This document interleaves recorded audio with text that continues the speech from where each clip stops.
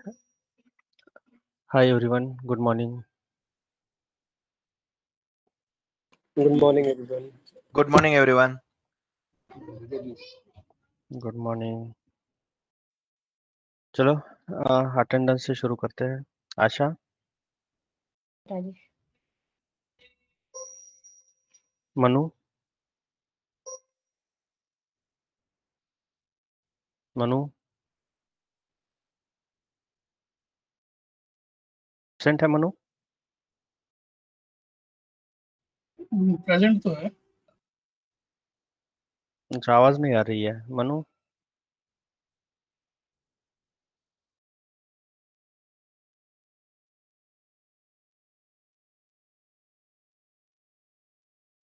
Chat box में आपकी प्रेजेंटी आप अगर हो तो चैट बॉक्स में बोल सकते हो, ठीक है।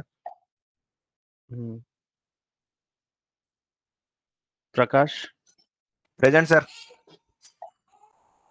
Ravinder, Present. Sushant, present sir. Ranjan, present. Alok. Alok कल नहीं थे क्या आप? कल थे, कल भी सेशन में था मैं। हाँ 2 मिनट लेट ज्वाइन हुआ था। अच्छा, एब्सेंट ही हुई है, ठीक है ठीक है। Ajay, Yes, sir. Monika, present. ठीक है, सारे प्रेजेंट है, कोई एब्सेंट नहीं है आज। प्रकाश, आपकी कल की प्रेजेंट डाल रहा हूँ मैं, ठीक है, क्योंकि आपने बाद में कंप्लीट किया है लेक्चर। Yes, sir. हाँ, चलिए आज शुरू करते हैं पाइथन ऑपरेटर्स और फ्लो कंट्रोल स्टेटमेंट्स पाइथन के। तो ये 2 लेक्चर्स आज या फिर 2 नोटबुक्स कवर करूंगा आज। एक बार कंफर्म करना स्क्रीन आपको विजिबल है या नहीं मेरी। Yes. ठीक है, थैंक यू। चलिए ऑपरेटर्स में हम मतलब ऑपरेटर्स क्या होते हैं? ऑपरेटर एक सिंबल होता है, जैसे कि डिवीजन हो गया, मल्टीप्लिकेशन हो गया या फिर एडिशन हो गया।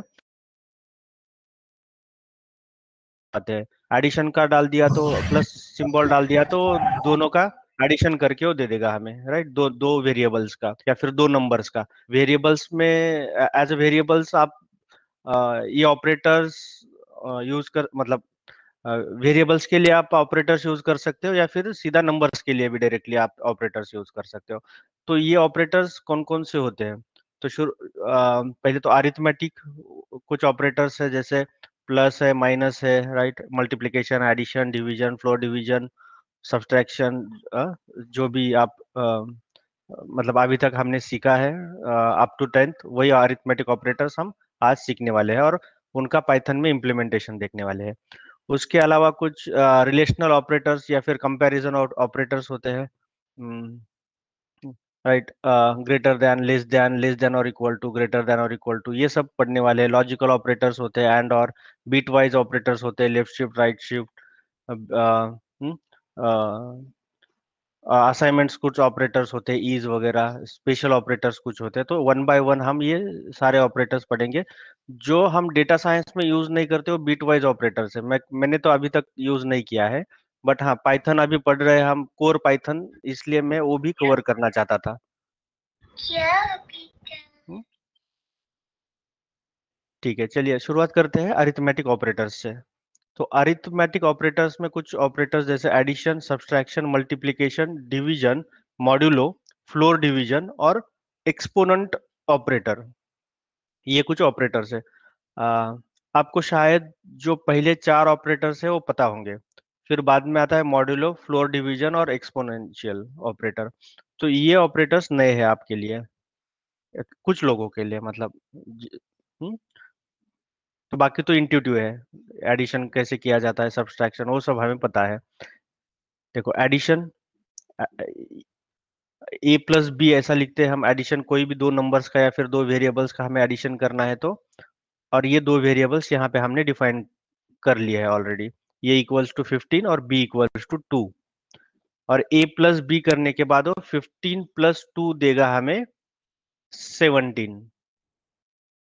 फिर आता है सब्सट्रैक्शन, सब्सट्रैक्शन ऑपरेटर ए माइनस बी, तो ए माइनस बी यानी 15 माइनस 2 13, उसके बाद ए स्टार है, वो स्टार करके हम लिखते हैं अगर हमें मल्टीप्लिकेशन करना है तो, A into B, A into B 30, फिर ए डिवाइडेड बाय बी, या फिर हाँ A divided by B equals to 7.5, और ये डिवीजन ऑपरेटर और मॉड्यूलो ऑपरेटर या फिर सॉरी फ्लोर डिवीजन ऑपरेटर, इसमें क्या डिफरेंस है? तो ये डेसिमल नहीं लेता है फ्लोर, आपका फ्लोर डिवीजन फ्लोर वैल्यू लेता है, इसीलिए उसका नाम फ्लोर डिवीजन है, सिर्फ इतना ही लेगा वो 7।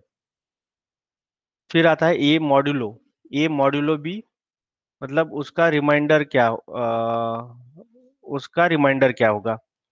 तो 2 7 जा 14, राइट, 2 इंटू 7 14, और रिमाइंडर कितना है बचा 1, तो यहाँ पे मॉड्यूलो ऑपरेटर में हमें रिमाइंडर मिलता है, फाइनल रिमाइंडर। फिर आता है एक्सपोनेंशियल, क्यों, या फिर उसको एक्सपोनेंट ऑपरेटर बोलते हैं, पावर ऑपरेटर, ये टू द पावर बी कैसा है, ए टू द पावर बी, और 15, ये क्या है 15 है हमारा, बी क्या है 2 है, तो 15 रेज टू 2, 15 का स्क्वायर कितना हुआ 225। तो होप कि आपको ये जो लास्ट के 3 है ऑपरेटर्स वो समझ में आए होंगे, फ्लोर डिवीजन, मॉड्यूलो और एक्सपोनेंट। फिर आते हैं हमारे रिलेशनल ऑपरेटर्स, कुछ रिलेशनल ऑपरेटर्स में greater than equal to, less than equal to होते हैं। तो जैसे यहाँ पे a equals to 10, b equals to 20 है, और हम बोल रहे हैं कि a is greater than b, तो इसका जो आंसर है हमें बुलियन वैल्यू में मिलेगा। वो बोलेगा कि a is greater than b है क्या, अगर नहीं है तो फॉल्स देगा। a इज ग्रेटर देन और इक्वल टू b है क्या, नहीं है, वो फिर से फॉल्स देगा। a is less than b है क्या, हाँ बोलेगा ट्रू है, क्योंकि 10 is lesser than 20, less than 20, ये इज लेस देन और इक्वल टू बी, बोलेगा हाँ ट्रू है। तो ये है हमारे रिलेशन, किसी भी दो वेरिएबल्स का ये रिलेशन बोलते हैं हमें, कि रिलेशन क्या है इन दोनों में, ये ग्रेटर देन है, लेस देन है, कैसा है। अगर आप डायरेक्ट नंबर देना चाहते हो वो भी आप दे सकते हो, 10 इज ग्रेटर देन 20, तो बता देगा आपको कि ये फॉल्स है। फिर है इक्वालिटी ऑपरेटर्स, एक तो डबल इक्वल्स टू है और नॉट इक्वल्स टू है, एक्सक्लेमेटरी मार्क और इक्वल टू यानी not equal to. We can apply these operators for any type of incompatible types also, even for incompatible types also। तो कोई भी दो इक्वालिटी ऑपरेटर, मतलब कोई भी दो डेटा टाइप्स ले लो पाइथन के, और उनको कंपेयर करने के लिए आप इक्वालिटी ऑपरेटर्स यूज कर सकते हो। जैसे यहाँ पे 10 इक्वल टू 20, तो आंसर है फॉल्स।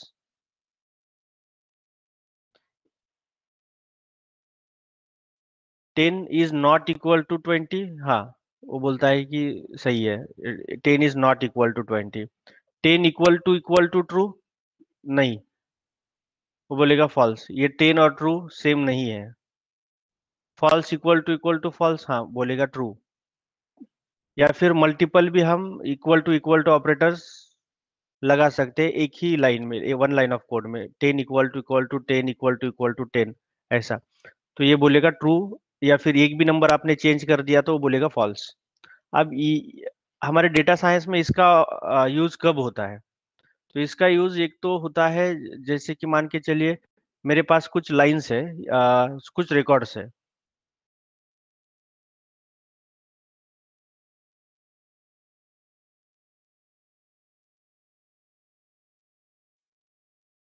एक रिकॉर्ड है, ये कुछ रिकॉर्ड्स है और ये कॉलम्स है, और इसमें एक कंट्री नाम का कॉलम है। तो कंट्री अगर यूएस है, यहाँ पे एक यूएस है, यहाँ पे इंडिया है, जो भी मतलब मैं क्या बोलूंगा इसको कि डेटा फ्रेम इक्वल्स टू, अब ये डेटा फ्रेम में यूएस का बना रहा हूँ सिर्फ, तो डेटा फ्रेम यूएस एक वेरिएबल या फिर एक पांडास डेटा फ्रेम में बनाना चाहता हूँ, तो मैं वो डीएफ ऑफ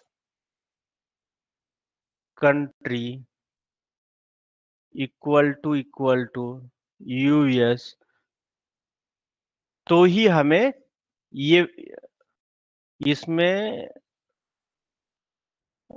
सिर्फ यूएस के रिकॉर्ड्स आने चाहिए, बाकी किसी कंट्री के नहीं आने चाहिए, ताकि मैं सिर्फ यूएस का एक डेटा फ्रेम तैयार करना चाहता हूँ, वो वही रिकॉर्ड आएंगे सिर्फ, अब ये दो रिकॉर्ड नहीं आएंगे। तो यहाँ पे मैंने क्या लिख दिया है, ये कंट्री जो कॉलम है, कंट्री कॉलम में जो भी यूएस अगर नाम दिखा आपको, तो क्या करो आप इस डेटा फ्रेम में उसको इंसर्ट कर दो, नहीं तो फिर स्किप करो उस रिकॉर्ड को। तो वहां वहां पे ज्यादा इजी है एक्चुअली। कोर पाइथन थोड़ा सा डिफिकल्ट हो लग सकता है, या फिर उसका एप्लीकेशन क्या होगा ये अभी जानने की जरूरत भी नहीं है हमें, क्योंकि उस इसका एप्लीकेशन क्या है हम जब पांडा शुरू करेंगे, नंपाई शुरू करेंगे, तब आपको पता चल जाएगा, जब ईडीए करेंगे आप, एक्सप्लोरेटरी डेटा एनालिसिस। अभी तो सिर्फ व्हाट का आंसर हमें ढूंढना है, वाई का ढूंढने की अभी जरूरत नहीं है कि अरे यार ये क्यों यूज करना है, ये किस लिए यूज करना है। तो वहां पे सारी वो चीजें क्लियर हो जाएगी कि जो भी, और जो यूज नहीं करना है वो तो मैंने बता दिया है आपको, जैसे कि बिटवाइज ऑपरेटर कभी हम यूज नहीं करेंगे उसका, एटलीस्ट डेटा साइंस में।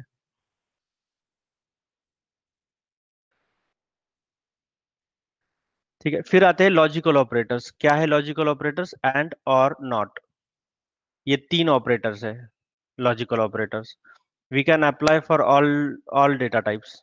फॉर बुलियन टाइप बिहेवियर अगर है, मतलब एंड, ये both arguments are true then only result is true. अगर दोनों आर्गुमेंट ट्रू है तो ही रिजल्ट आपका वो बोलेगा कि हाँ ट्रू है, इसीलिए तो एंड यूज करते हैं। जैसे कि अगर कुछ कंडीशन लगाना है मुझे कि मुझे ऐसे रिकॉर्ड्स दे दो जो कि 1 नहीं है and they are divisible by 2, and मतलब वो दोनों कंडीशन चेक करेगा। आप अगर आपने दोनों दोनों कंडीशन लिखी है वहां पे कोड में, आपके फॉर लूप में या फिर व्हाइल लूप में, तो देखेगा कि हाँ ये दोनों ट्रू है क्या, तभी वो आगे जाएगा, तभी वो जो नेक्स्ट लाइन ऑफ कोड जो भी लिखा है आपने वो एग्जीक्यूट करेगा, नहीं तो फिर वो एग्जीक्यूट नहीं करेगा। फिर आता है और operator. At least one argument true होनी चाहिए, ये और ये या फिर ये, कोई भी एक अगर ट्रू है तो मैं ये जो भी आपने नीचे कोड लिखा है वो मैं एग्जीक्यूट करूंगा, नहीं तो नहीं करूंगा। ये एप्लीकेशन है, बट यहाँ पे आप क्या सीख रहे हो कि और कंडीशन में क्या होता है कि if at least one argument is true the result is true, और नॉट तो कॉम्प्लीमेंट होता है। अब इसका एग्जांपल देने के बाद ये ज्यादा आपको समझ में आएगा ये तीनों। देखो, पहले तो हम बोलेंगे ट्रू एंड फॉल्स, तो आंसर होगा फॉल्स। ट्रू एंड ट्रू बोला तो आंसर होगा ट्रू, क्योंकि दोनों कंडीशन ट्रू है तो ही आंसर ट्रू है यहाँ पे एंड में, जब आप एंड यूज करते हो। ट्रू और फॉल्स बोला है हमने, ट्रू या फिर फॉल्स, तो ट्रू आ जाएगा। और नॉट फॉल्स का कॉम्प्लीमेंट क्या होता है? ट्रू होता है, मतलब उसका ऑपोजिट। तो हो गया अगर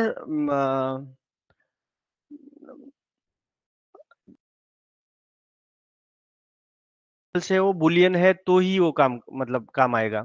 अगर नॉन बुलियन है जैसे कि नंबर्स है, तो हमें तो पता है कि जीरो का मतलब फॉल्स होता है और नॉन जीरो का मतलब ट्रू होता है यहाँ पे। और एम्प्टी स्ट्रिंग अगर है तो, अगर स्ट्रिंग अब तीन डेटा टाइप के ऊपर ये काम करेगा। एक तो बुलियन डेटा टाइप के ऊपर, नंबर्स के ऊपर और स्ट्रिंग के ऊपर भी। तो स्ट्रिंग अगर एम्प्टी है तो फॉल्स कंसिडर करेगा उस स्ट्रिंग को, अगर एम्प्टी नहीं है तो empty string is always treated as false, और एम्प्टी नहीं है तो वो ट्रू ट्रीट करेगा उसको। तो एक्स एंड वाई अगर लिखा है हमने, X and Y, if X evaluates to false returns X, otherwise returns Y. अगर इसका एग्जांपल देखा जाए यहाँ पे 10 and 20, if the first argument is 0 then result is 0, otherwise the result is y। कहा क्या लिखा है यहाँ पे, if first argument is 0, ये 0 है क्या, 10 0 है क्या, मतलब 10 false है क्या, नहीं। अगर यहाँ पे 0 होता तो false है, अगर नॉन जीरो है तो ट्रू है actually. If the first argument is 0 then the result is 0, मतलब then the result is 0, या otherwise the result is y, this is x, this is y। if the x is 0 then the result is 0, otherwise the result is y। उस वजह से हमें यहाँ पे 20 देखने को मिलता है। यहाँ पे देखो 20 and 0 लिखा है यहाँ पे, तो result is y, sorry, result is now x, because in first place we wrote the number 0 and 20 0।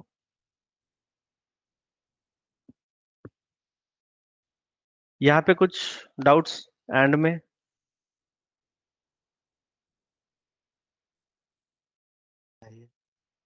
All good, चलिए। फिर आता है और ऑपरेटर, x और y। इफ x, अब यहाँ पे एक डेफिनेशन उसकी लिखी है कि इवेल्युएट कैसे करना है इसको। If x evaluates to true then the result is x, otherwise the result is y। अगर if x evaluates to true, x evaluates to true, then the result is x, otherwise result is y। यहाँ पे देखो print 10 और 20, तो 20 लिखा है, क्यों, क्योंकि ये evaluates to true, ट्रू का मतलब क्या है, non zero, all non zero numbers are considered as true और zeros are considered as false, तो ये नॉन जीरो नंबर है, तो उस वजह से हमें वो प्रिंट 10 और 20, तो 10 मिला है, 0 और 20 यहाँ पे 20 मिलेगा।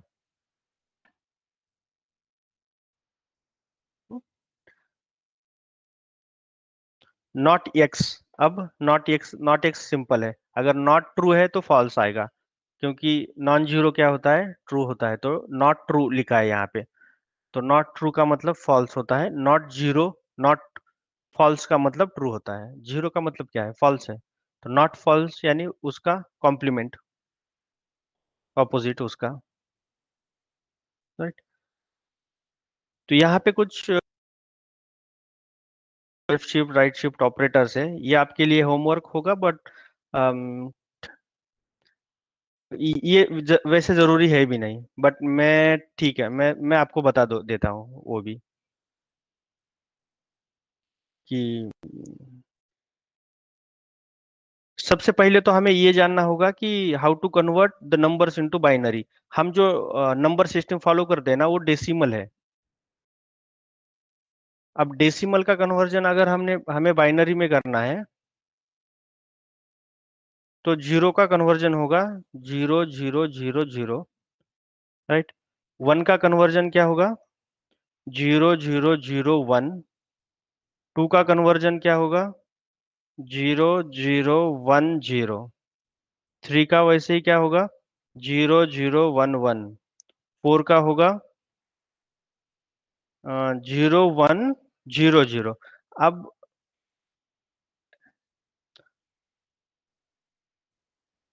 अब ये डेसिमल नंबर सिस्टम तो हम फॉलो करते हैं, इवन डेटा साइंस में मैंने कभी बाइनरी सिस्टम नहीं फॉलो की, या फिर इसके ऊपर काम भी नहीं किया, बट हमें ये समझना है कि how to convert decimal into binary format, या फिर पहले हम ये समझेंगे कि हाउ टू कन्वर्ट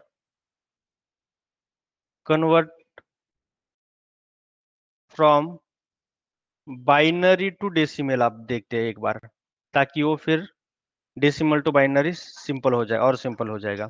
जैसे कि ये एक नंबर है 1010, ये एक बाइनरी नंबर है, तो यहाँ पे कैसा होगा, एक तो ये 1000 लिख सकते हैं हम इसका, प्लस 0th पोजीशन के बाद 3 और पोजीशन है, मतलब 2 और पोजीशन है, तो मैंने वो लिख दिया, 0 लिख दिया, उसके बाद 2 पोजीशंस पे 0 0 लिख दिया। फिर आता है 1, और उसके बाद कितने यूनिट से, सिर्फ एक ही है, और उसको मैंने एज अ 0 लिख दिया है, और यहाँ पे 0 है तो मैंने वही लिख दिया, उसके बाद तो कुछ नहीं है, नहीं तो फिर और 0 0 0 लिखता मैं, कोई भी नंबर आता तो 2 आता तो 0 और एक 0 लिखता मैं यहाँ पे।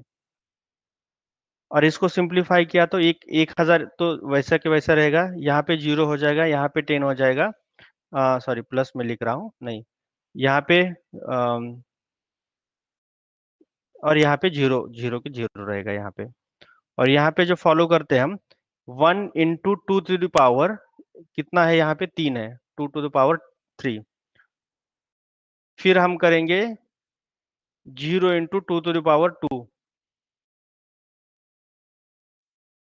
फिर हम करेंगे 1 इंटू 2 टू द पावर 1, और फिर हम करेंगे 0 into 2 sorry 2 to the power 0। ये बाइनरी है, इसलिए यहाँ पे हम 2 रेस टू कर रहे हैं।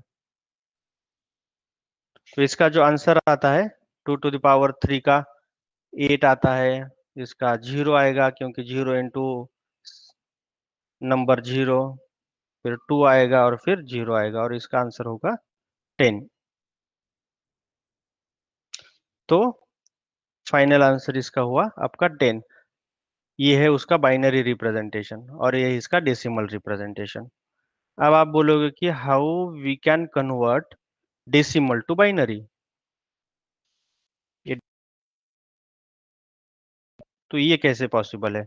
मान के चले कि कोई एक नंबर है, जैसे 122 हो गया, डेसिमल का नंबर है ये, और इस डेसिमल के नंबर को हमें डिवाइडेड बाय 2 करना है, तो आंसर कितना आएगा, 61 आएगा, और रिमाइंडर कितना बचेगा, 0 बचेगा।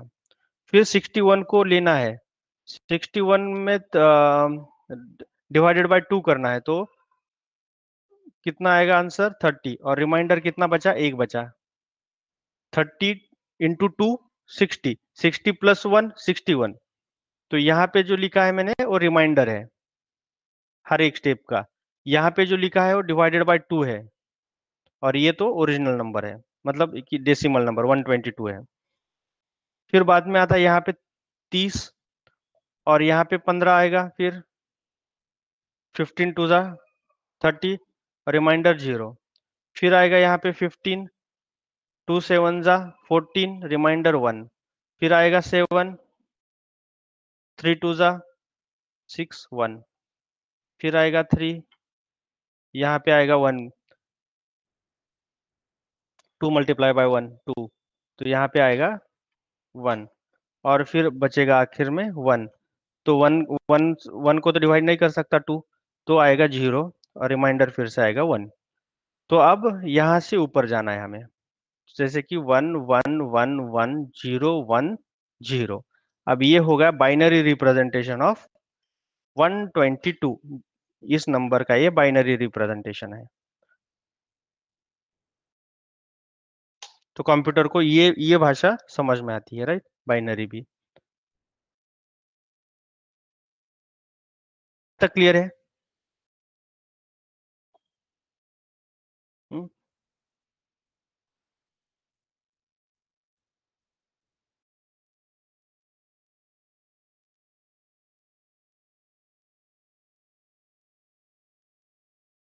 चलिए, फिर अगर यहाँ तक क्लियर है तो कुछ ऑपरेटर्स है, जैसे कि यहाँ पे एंड ऑपरेटर है, इसको एंड बिटवाइज एंड बोलते हैं, एक्स एंड वाई लिख दिया हमने, या फिर ये एक ऑपरेटर है, उसको पाइप डिलिमिटर जो भी आपको बोलना चाहते हो बोलो, पाइप डिलिमिटर जो नॉर्मली हम बोलते हैं उसको हम बिटवाइज और बोलते हैं, बिटवाइज और एक्स और वाई। फिर आता है ये वाला ऑपरेटर, इसको क्या बोलते हैं, नॉट। बिटवाइज तो हर किसी को बोलते हैं, बट सिर्फ नॉट बोल रहा हूं मैं यहाँ पे। अब उसका मतलब ये नॉट एक्स, ये क्या करता है, इन्वर्ट करता है सिर्फ नंबर को। ये ऑपरेटर किस लिए है, इन्वर्ट करने के लिए है। फिर आता है XOR, बिटवाइज XOR ऑपरेटर। ये जो आपका ऑपरेटर कहाँ पे होगा, ये XOR वाला सिक्स के अब हो, देखो आपके कीबोर्ड पे नंबर 6 है, वो शिफ्ट 6 अगर प्रेस किया आपने तो XOR ऑपरेटर या फिर XOR ऑपरेटर जो भी आप बोलना चाहो, एक्स ऐसा, राइट। फिर आता है ये बीटवाइज राइट शिफ्ट, ते हम ऐसा एक्स राइट शिफ्ट, और ये लेफ्ट शिफ्ट हो गया।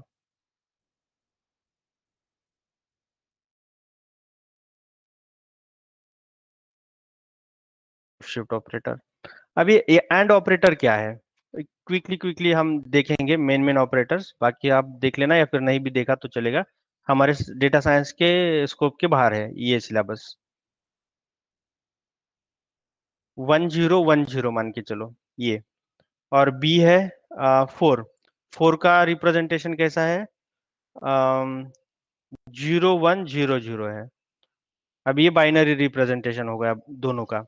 अब ये क्या बोलता है, एंड ऑपरेटर, अगर मैंने ये ऐसा लिख दिया A and B, sorry A and B ऐसा लिख दिया तो क्या होता है, ये ऑपरेटर और ये ऑपरेटर, जो सॉरी ये वेरिएबल और ये वेरिएबल बोल रहे हैं हम, एंड ए एंड बी, तो हम क्या बोलेंगे यहाँ पे, रिटर्न्स 1, इट विल रिटर्न 1 अगर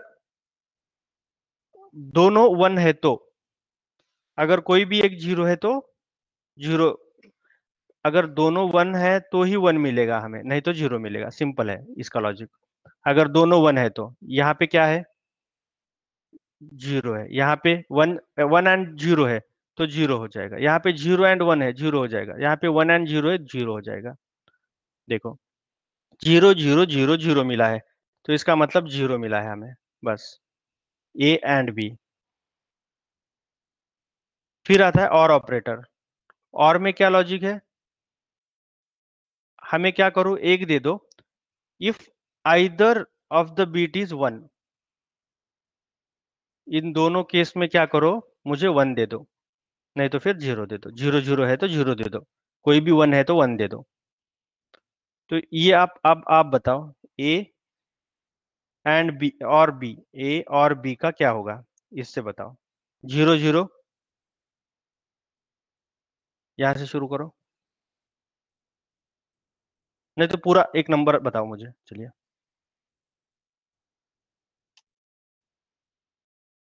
1110. वेरी गुड, 1110, ये हो गया आपका फाइनल नंबर। क्यों, क्योंकि 0 0 0 है, यहाँ पे क्या बोला है, 0 1 1 0 0 1 लिखा, अगर लिखा है तो ही हमें 1 दीजिए, 1 दे दो, नहीं तो फिर 0 दे दो। 0 0 फिर 0 हो गया, 1 0 1 0 हमें लिखा है यहाँ पे 1 0 1, 0 1 लिखा है, 0 1 लिखा है, 1 1 0 है यहाँ पे 1।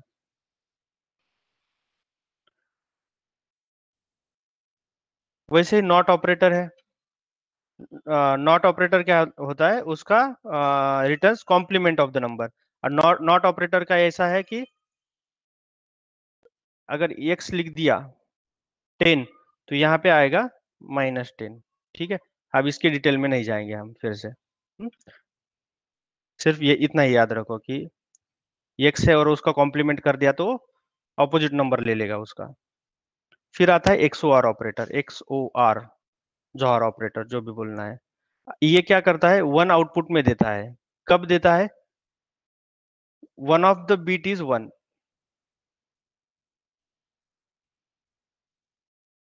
दोनों कंडीशन के लिए देगा वो 1। और 0 कब देगा? अगर वो कोई फॉल्स कंडीशन है तो वो 0 देगा। यहाँ पे 1010 एक नंबर है 10, और 0100 एक नंबर है, और हमें यूज करना है XOR ऑपरेटर। तो उसका भी क्या आएगा? सिमिलर आएगा, 1110 आएगा। ये सेम बोला है, सिर्फ यहाँ पे क्या बोला है उसने, 0 है तो फॉल्स है तो 0 लगाओ।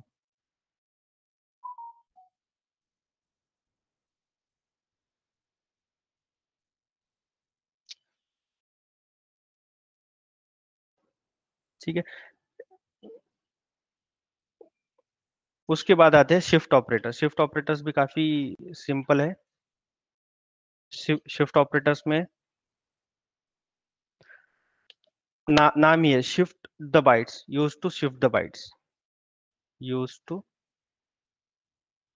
Shift the bits. बोलिए, बाइट्स बोलिए, जो भी बोलना है आपको। ये है शिफ्ट ऑपरेटर्स। ये क्या करेंगे आप, आपका जो बाइनरी फॉर्म है उसको शिफ्ट करेंगे, बाकी और कुछ नहीं करेंगे। अगर मैंने ऐसा बोला है कि ये इक्वल टू, मान के चलिए 10 इक्वल टू 0000, अब इसका रिप्रेजेंटेशन कैसा है? 1010 है बाइनरी में। बाइनरी में 10 का रिप्रेजेंटेशन होता है 1010, उसके पहले आप कितने भी जीरो लगा दो, वो कोई मतलब है नहीं उसका। बट अगर मैंने ऐसा बोल दिया कि ये राइट शिफ्ट 1, तो राइट शिफ्ट करने के लिए हम बोल रहे हैं उसको, तो वो राइट शिफ्ट कैसे करेगा? यहाँ पे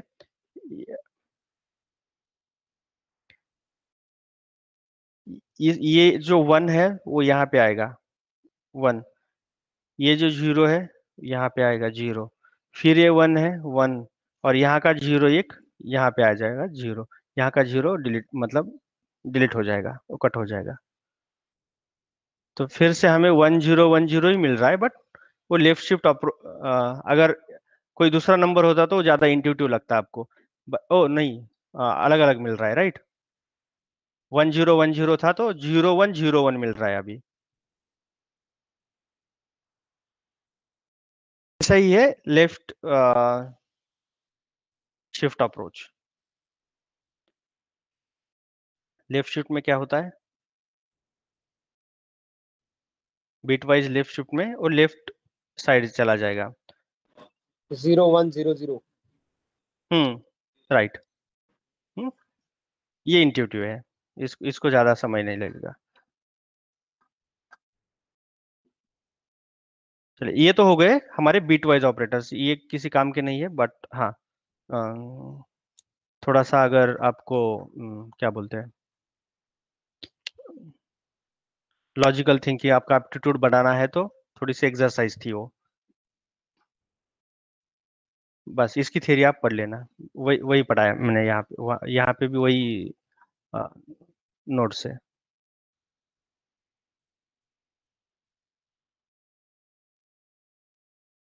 फिर आते हैं हमारे assignment operators. We can use assignment operators to assign value to the variable x equals to 10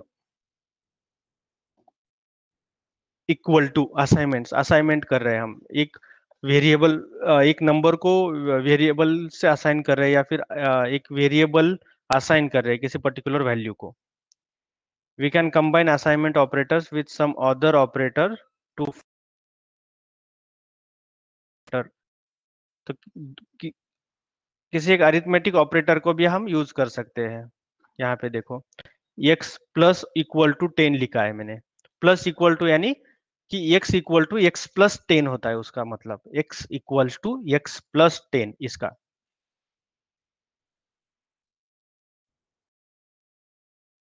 यहाँ पे देखो x plus equal to, minus equal to, multiply by equal to, जो भी सारे ऑपरेटर्स के साथ हम इक्वल टू लगा सकते हैं।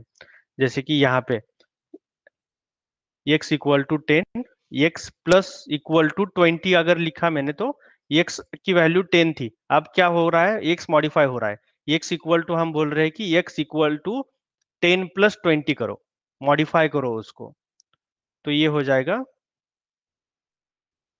30, x क्या होगा फिर 30 होगा। ये हो गया हमारा assignment operator. Assignment operator simple है, इक्वल टू, सिर्फ इक्वल टू यूज करते हैं, या फिर किसी कॉम्बिनेशन में इक्वल टू का यूज कर सकते हैं। जैसे हमने हमने ये कॉम्बिनेशन देखे हैं, उसका मतलब क्या होता है वो भी हमने अभी सीखा। उसके बाद है कंडीशनल ऑपरेटर, टर्नरी ऑपरेटर या फिर बोलते हैं कंडीशनल ऑपरेटर। यहाँ पे कंडीशन है कुछ।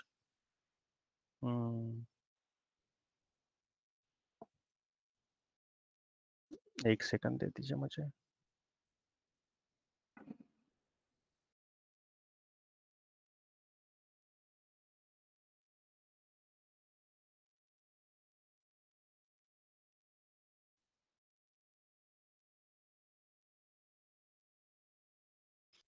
यहाँ पे देख लेते हैं, वहां पे वो ठीक से दिखाई नहीं दे रहा था। चलिए, if condition is true then first value will be considered, else second value will be considered। अब ये आसान है, सिंटेक्स क्या है उसका, x equal to first value, if condition true else second value. इसका मतलब क्या होता है, अगर दो वेरिएबल्स हमने डिफाइन करना है तो एक नहीं, मतलब वे है, हम दो वेरिएबल एक ही लाइन में डिफाइन कर सकते हैं, a comma B equal to 10,20। तो क्या करेगा वो, a इक्वल टू 20 और b equal to sorry a equal to 10 और b इक्वल टू 20 असाइन करेगा। दो वेरिएबल्स हमने क्रिएट किए हैं, तैयार किए हैं। और उसके बाद हम ऐसा लिख रहे हैं कि x equals to 30 if a is less than b else 40 करो। अब इसका ये क्या लॉजिक है कि हम बोल रहे हैं कि x क्या करो, 30 करो if a is less than b। हाँ, a is less than b है, तो आंसर में 30 आ गया। हम बोल रहे हैं कि प्रिंट x मतलब ये प्रिंट करो। कब प्रिंट करो, जब a is less than b है क्या, a is less than b, of course.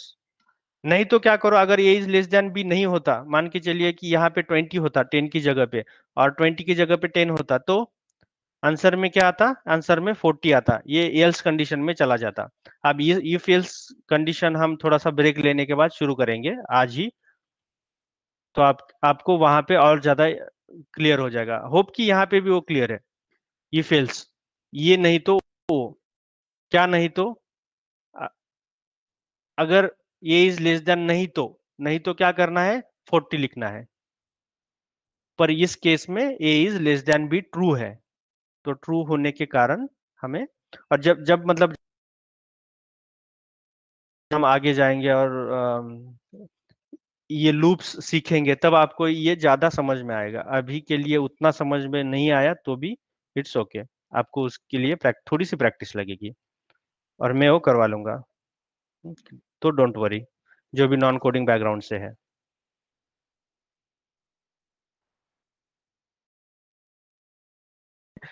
यहाँ पे देख लो, program for minimum of 3 numbers, A equal to integer of, जो भी आपको इनपुट चाहिए यूजर से, यूजर यानी कि मान के चलो कि मैं हूँ यूजर, तो ये यूजर से बोलेगा कि ये फर्स्ट नंबर एंटर करो, सेकंड नंबर एंटर करो, थर्ड नंबर एंटर करो। यहाँ पे देखो,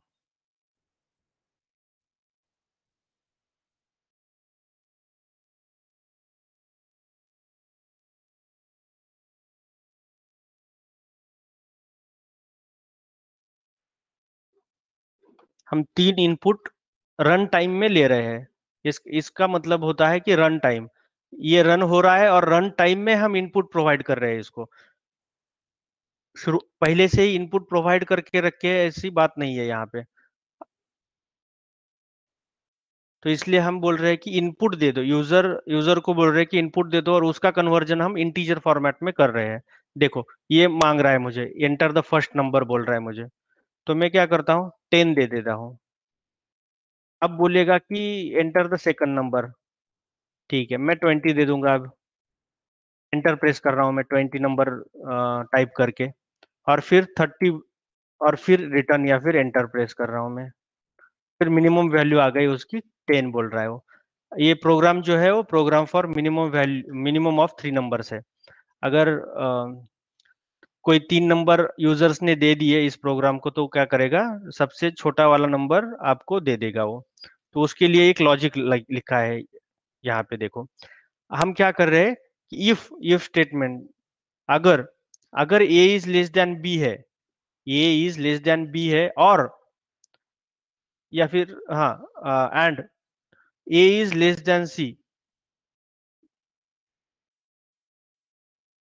a is less than b and a is less then c, else क्या करो, b, if b is less then c, else क्या करो आप, c करो, नहीं तो फिर ये करो।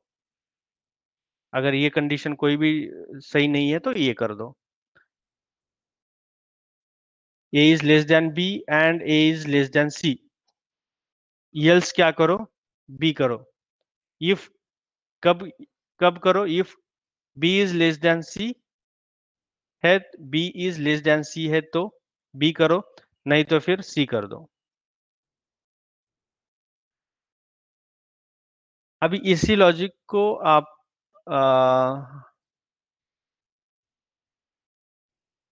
यहाँ पे एक दो होमवर्क है।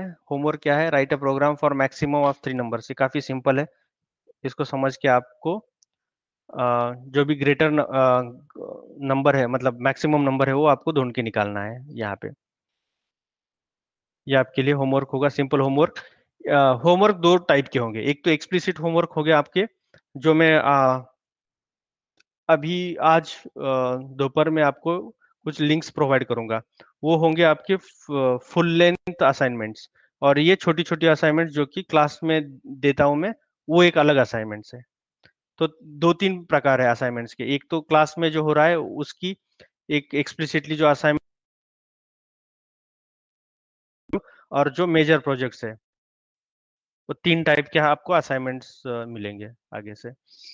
तो पूरा वीक आपको एक 2 से 3 असाइनमेंट मिल सकती है, along with some Python interview questions, और मॉक्स भी लेने का सोच रहा हूँ मैं इसी वीक से ही, शुरुआत से ही। मैं आपको एक 7-8 क्वेश्चन पोस्ट करूंगा अपने ग्रुप में, और आपको उसकी तैयारी करके आना है, ठीक है। तो मैं जब भी बोलूंगा, जिसको भी बोलूंगा, एडहॉक बोलूंगा मैं, इस वीक एटलीस्ट मैं कोशिश करता हूं कि सब लोग तैयारी करें। इसलिए मैं शुरुआत से नहीं बोलूंगा कि मैं तुम्हारा इंटरव्यू लूंगा या फिर आपका इंटरव्यू लूंगा, नहीं। आप सभी को उस 7-8 क्वेश्चन को प्रिपेयर करना है एटलीस्ट इस वीक के लिए। जो भी आगे नेक्स्ट वीक से हम प्रॉपर, मैं पहले से बता दूंगा आपको कि इसका इंटरव्यू इस तारीख को होने वाला है। तो Hello, पूरे महीने का शेड्यूल में आपको बता दूंगा। हाँ बोलिए। sir. I have one doubt. हम्म वो जो आपने ऊपर का प्रोग्राम लिखा है ना, enter first number second number, hmm उसमें आपने एंटर फर्स्ट नंबर 10 किया था, वो सेल में जो प्रोग्राम कॉपी किया ना, वो दिखाओ ना।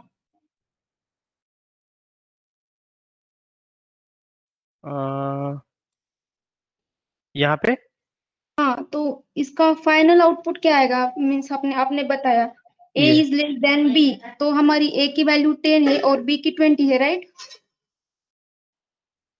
हाँ और and a is less then c, तो a भी हमारा राइट है, मींस a की वैल्यू 10 है और c की वैल्यू 30 है, तो हम्म। प्रिंट b हो जाएगा, तो b की वैल्यू हमारी 20 नहीं है, तो नहीं नहीं नहीं नहीं, एक मिनट। यहाँ पे जो हाईलाइट करके लिखा है ना, वो देख लो आप फिर कौन से। सा। ये प्रिंट ए, अच्छा ये यहाँ पे थोड़ा सा आगे ढकल देता हूँ मैं इसको। प्रिंट ए इफ, अब ऐसा सोचिए कि यहाँ पे प्रिंट ए लिखा है मैंने। प्रिंट ए, कब प्रिंट ए होगा, ये वैल्यू कब प्रिंट होगी, जब ए इज लेस देन बी है। अगर ये लेस देन बी है, या फिर नहीं, एंड और ए इज लेस देन सी है, इन अगर ये दो केस है, एंड का मतलब अगर ये दोनों ट्रू है तो ही हाँ प्रिंट हाँ, ए। अच्छा, तो ये दोनों केसेस ट्रू होगी तो प्रिंट a होगा। प्रिंट और ये अगर ये होगा। फॉल्स हो गई तो बी प्रिंट होगा। हाँ, और अगर एल्स बी, नहीं फॉल्स नहीं, एल्स बी कब बी होगा। अब फिर बी के लिए और कंडीशन लिख रहे हैं हम, एल्स बी कब हो, कब बी प्रिंट करना है इनको, जब बी इज लेस देन सी, तभी करना है, नहीं तो नहीं करना है। सिर्फ यहाँ पे एक ही कंडीशन काफी है। और सी कब प्रिंट होगा? सी, बाकी सारे केस में सी प्रिंट होगा, क्योंकि सी के आगे कुछ कंडीशन नहीं लिखा मैंने। एल्स सी, अगर ये दोनों सब कुछ ये फॉल्स है तो क्या करो, सी को प्रिंट कर दो, simple. Okay okay, thank you. हाँ, चलिए।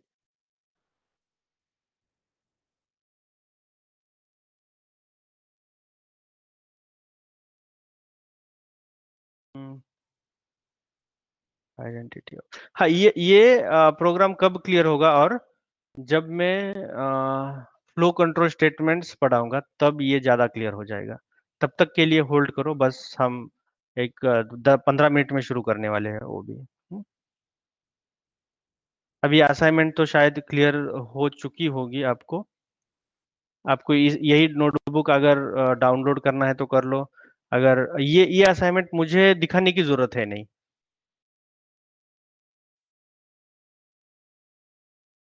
ठीक है। अ, अ, अ,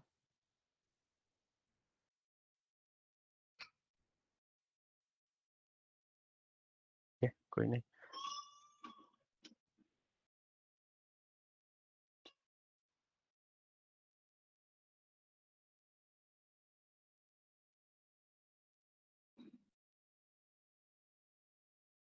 हम्म,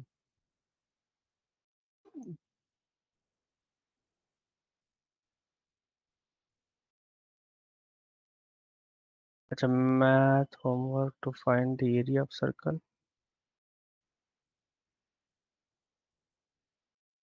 थे हम इस नोटबुक में।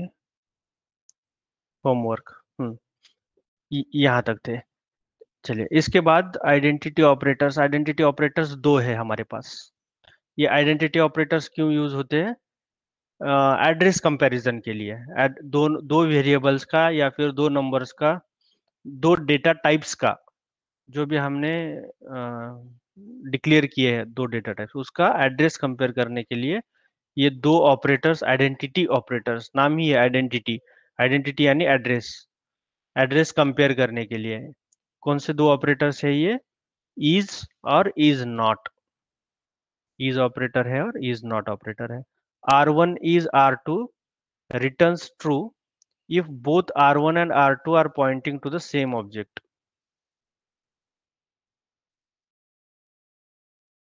R1, अगर हम बोलते हैं कि R1 is R2, रिटर्न में मिलता है हमें एक बुलियन वैल्यू जो कि ट्रू होगी। कब ट्रू होगी? जब R1 और R2 pointing to the same object. हमने वो आईडी में देखा है, कल के लेक्चर में हमने आईडी एक फंक्शन सीखा था। वो आईडी क्या देता है? एड्रेस देता है। उन अगर दो वेरिएबल्स के वैल्यूज सेम है तो हमें सेम आईडी मिलेगा, और अगर सेम आईडी मिलता है तो बोलेगा कि दोनों का एड्रेस सेम है। तो यहाँ पे हम वही कंपेयर कर रहे हैं, दोनों का एड्रेस। और दूसरा ये कंडीशन क्या है? R1 is not R2 returns true if both R1 and R2 are not pointing to the same object. में क्या करो कि R1 is not R2 true लिखो। कब ट्रू लिखो? अगर ये दो नंबर्स अलग अलग है तो। ये दो नंबर्स अलग अलग है और हमने क्या लिखा है? इज नॉट लिखा है। हाँ, तो बराबर है बोलता है वो। आपने इज नॉट लिखा है, R1 इज नॉट R2, ये तो दो अलग अलग है। आप बराबर बोल रहे हो, ठीक है। तो आंसर आपका उस केस में भी ट्रू आएगा। बट हाँ, अगर आपने ये बोला R1 इक्वल टू 10 है, R2 इक्वल टू 20 है, और आपने बोला कि R1 इज R2, तो बोलेगा false, R1 is not R2।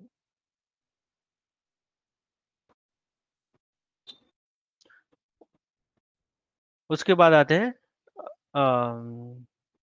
ठीक है, ये एक एग्जांपल देख लो आप। ए इज इक्वल टू 10 है, बी इक्वल टू 10 है, और हम बोल रहे हैं उसको कि ए इज बी, तो ये बोलेगा ट्रू। हाँ, ए इज बी है, ए और बी का एड्रेस सेम है, मतलब उनकी वैल्यूज भी सेम होनी चाहिए, तभी एड्रेस पर एक सेम डाउट एड्रेस है पे इसमें। जाएंगे। हाँ हाँ, बोलिए। इसमें एक डाउट ये है, जैसे मैं ये इंटीजर वैल्यू रखता हूँ तब तो ये ए इक्वल टू बी हो जाता है, एड्रेस सेम देता है। अगर स्ट्रिंग टाइप की वैल्यू ले लेते हैं, ए में मान लो मैं डाल दूं एबीसी और बी में भी स्ट्रिंग में एबीसी डाल दो, तब तो एड्रेस सेम नहीं होता है। एबीसी और एबीसी डाल डाल दिया तो मैं जैसे स्ट्रिंग का ए में डाल दूं एबीसी, बी में भी एबीसी डाल दूं, अगर तब चेक करते हैं आईडी, तब तो एड्रेस अलग अलग होता है। ये केवल इंटीजर के केस में मैंने देखा है, प्लॉट प्लॉट मैंने कल देख रहा था तो अलग ही आता है। अच्छा, इन उन दोनों का अलग आता है एड्रेस, ऐसा बोल रहे हो आप? अगर हाँ हाँ, यस। ठीक है, अगर चेक कर। मैं इंटीजर नहीं, अलाउ तो मुझे तो स्ट्रिंग वैल्यू भी अगर सेम है तो सेम आना चाहिए वैसे एड्रेस, ऐसा कल बोल मैंने रहे हो कल आप? प्लॉट पे भी देखा था, हाँ यही है।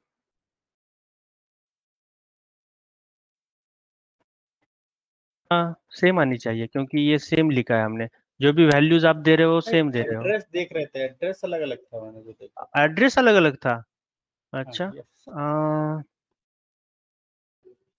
एड्रेस सेम होना चाहिए आइडियली, क्योंकि तभी तो उसको पता चल रहा है। इज का जो लॉजिक उन्होंने लिखा है बैकएंड में, वो लॉजिक ऐसे लिखा है कि ID of A equal to ID of B है तो ट्रू करो। तो ये लॉजिक आइडियली है उसके पीछे। अब हम पता नहीं। उसका आईडी मतलब उसका लॉजिक ही चेक करते हैं कि यही लॉजिक के ऊपर वो काम कर रहा है या नहीं, या फिर उन्होंने अलग कर दिया उस लॉजिक को, जैसा आप बोल रहे हो। मैंने कल देखा था, मैंने प्लॉट पे अच्छा भी देखा अच्छा था। अच्छा। हो सकता अच्छा, है ये नहीं कुछ हुआ रैंडम होगा था। कुछ, मतलब पता नहीं, बट यहाँ पे देखो एड्रेस सेम है। सिम दिखा रहा है, लेकिन कल मैंने वो नहीं, आईडी चला रहा था। yesterday what was there na, it was one was in string and one was in integer, that is why it was हाँ, having different ओ, address. Right right right right. हाँ, अच्छा, अभी समझ में ऐसा, अगर आपने अगर ऐसा देखा है तो फिर एड्रेस अलग अलग होगा। नहीं नहीं, मैं ऐसा नहीं देखा था, मैंने सेम ही वैल्यू देखते हैं। हो सकता है ये आईडी नहीं है अपना, जो ये जो कोलैबोरेशन है, ये गलत हो सकता है, गड़बड़ हो सकता, कंपाइल सही से ना हुआ हो, ये हो वो, सकता हाँ है। मैंने हाँ प्लॉट हाँ, पे भी देखा था, हुआ मैं दो हुआ तीन होगा, देखा था। ठीक है, मतलब कभी कभी ग्लिच आ जाता है, अब पता नहीं अब हाँ कैसे हाँ, हुआ होगा, कोई मुझे लगा बट कि ही हुआ होगा। वो लॉजिक नहीं याद रखना है आपको। मतलब वो गलती से हुआ होगा जो भी है, हाँ, मे वो बी ग्लिच ही बैकएंड में आता है कुछ। सब। हाँ, हाँ, मैंने कुछ। इसके साथ मैंने प्लॉट भी देखी थी, फिर मैंने प्लॉट की देखी तो तब भी अलग हम्म, था। मैंने इस इंटीजर के से मारा था, पता अच्छा अच्छा, पता नहीं फिर तो कैसे। हाँ, मतलब कभी कभी अनएक्सपेक्टेड बिहेवियर आता है हाँ मुझे। मतलब कोई भी प्रोग्रामिंग में, बट अभी के लिए तो आप ऐसा ही याद रखो कि हाँ आईडी यस, ऑफ हाँ ए आईडी ऑफ बी अगर एक ही है तो ट्रू करेगा। ठीक है, ठीक। हम्म? ऐसा भी हो थैंक सकता है यू। डिफरेंट लाइन में लिखा हो, अलग हाँ अलग बैच में, तो नहीं नहीं, एड्रेस बैच एक अलग ही था लो, अलग। बैच एक ही था मेरा। पता नहीं ये वाला था ग्लिच, को एक दो चीजें और गड़बड़ हो रही थी इसको, पता नहीं कोलैबोरेटर को। अच्छा, नहीं, अलग अलग लाइन में भी है तो भी, मतलब एड्रेस आई थिंक डिफरेंट हो सकता है, कंपाइलेशन अलग अलग होगा शायद।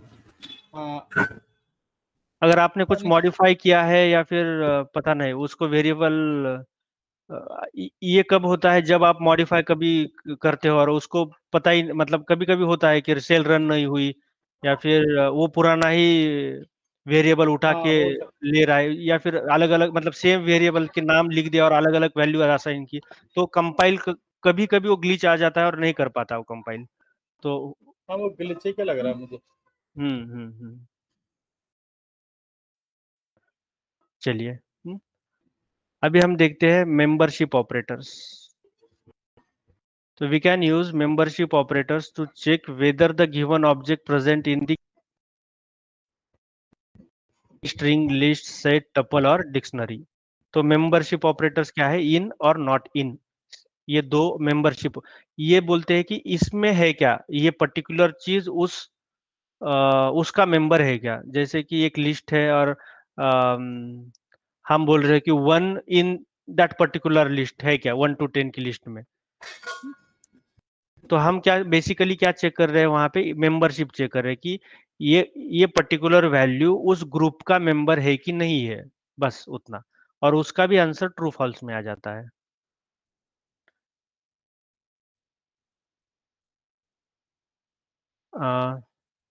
जैसे कि यहाँ पे देखो, we can use membership operators to check whether the given object present in the given collection. It may be string, list, set, tuple और डिक्शनरी, कोई भी एक कलेक्शन हो सकता है। इन क्या है, रिटर्न्स अब true if the given object present in the specified collection. अब कोई भी गिवन ऑब्जेक्ट, हमने जो ऑब्जेक्ट बोला है उसको, अगर वो कुछ स्पेसिफाइड कलेक्शन में है तो ही वो ट्रू बोलेगा, नहीं तो फॉल्स बोलेगा। और वैसे ही नॉट इन है, returns true if the given object not present in the specified collection.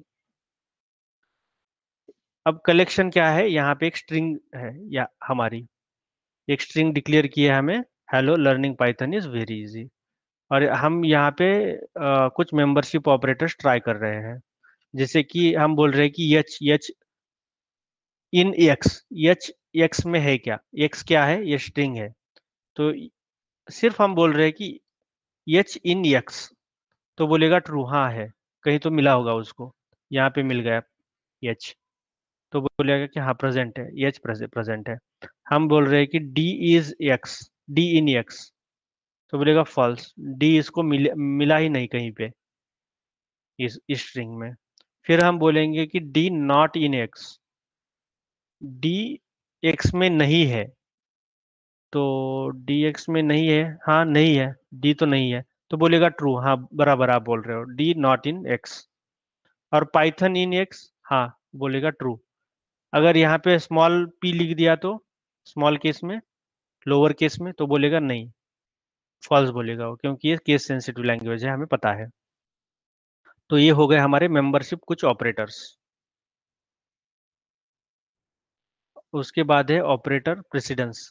Operator precedence मतलब कौन सा अगर आपने 5-6 ऑपरेटर्स एक बार लगा दिए, तो कौन सा ऑपरेटर पहले काम करेगा, कौन सा बाद में काम करेगा, और कौन सा लास्ट में काम करेगा, ये हमने वो सीखा है बोडमास रूल बोल के। अब बोडमास रूल क्या बोलता है, पहले जो भी आपने ब्रैकेट में लिखा है वो पहले एग्जीक्यूट करेंगे हम, और फिर उसके बाद करेंगे डिवीजन, मल्टीप्लिकेशन, एडिशन और सब्सट्रैक्शन, ये हमें पता है। और ये brackets order, division, multiplication, addition, subtraction, ये बोलता है बोडमास रूल। जैसे कि मैंने यहाँ पे कुछ लिख दिया ऐसा, 12 प्लस 13 इंटू 4 डिवाइडेड बाई 2, ये पहले क्या करेगा फिर अब, तो ये बोडमास रूल फॉलो करेगा। ये बोलेगा कि पहले है डिवीजन, फिर है मल्टीप्लिकेशन, फिर डिवीजन ये करेगा पहला ऑपरेशन, फिर ये मल्टीप्लिकेशन पे जाएगा, मल्टीप्लाई करेगा, फिर एडिशन करने की जरूरत नहीं इसमें, तो इससे वो आंसर जो भी है वो आपको मिल जाएगा, फाइनल आंसर।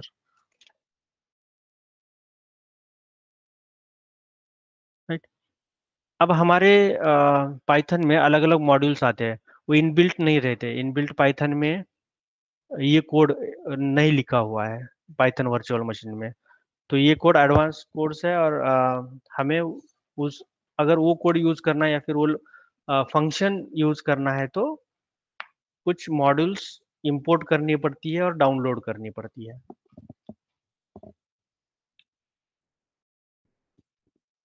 तो एक पैकेज मैनेजर आता है पाइथन के साथ, पिप बोल के। तो पिप जनरली हम पिप का यूज करते हैं। अब पिप मुझे कुछ डाउनलोड करना है, मान के चलो कि पिप, फिर इंस्टॉल करना है कुछ लाइब्रेरी को, तो मैंने पिप इंस्टॉल बोल के लिख दिया है। पिप इंस्टॉल, जो भी आपको लाइब्रेरी चाहिए वो लाइब्रेरी का नाम, अगर कोलैब में मौजूद नहीं है तो ही। कोलैब वालों ने क्या किया है, सारी लाइब्रेरी जो जो जो मेन है डेटा साइंस को लगने वाली है, सारी लाइब्रेरीज ऑलरेडी यहाँ पे प्रेजेंट है, हमें एक्सप्लिसिटली डाउनलोड करने की जरूरत है नहीं। तो आप यहाँ पे अभी पिप इंस्टॉल का जो यूज है काफी कम करने वाले हो, पर जब मैं मशीन लर्निंग में बोलूंगा कि आपको जुपिटर लैब में काम करना है, तब आपको हर कोई लाइब्रेरी इंस्टॉल करनी पड़ेगी। वहां पे कुछ नहीं इंस्टॉल किया होता, इवन पांडाज नहीं होता है।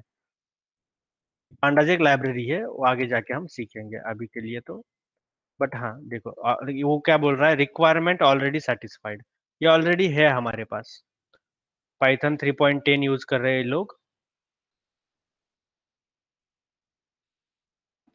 और बोलते हैं कि हमारे पास ऑलरेडी है, आप सिर्फ इंपोर्ट करो उसको, आप डाउनलोड मत करो, इंस्टॉल मत करो, हमारे पास ऑलरेडी है।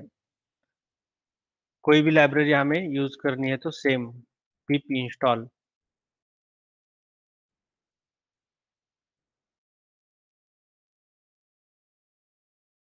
फ्लो।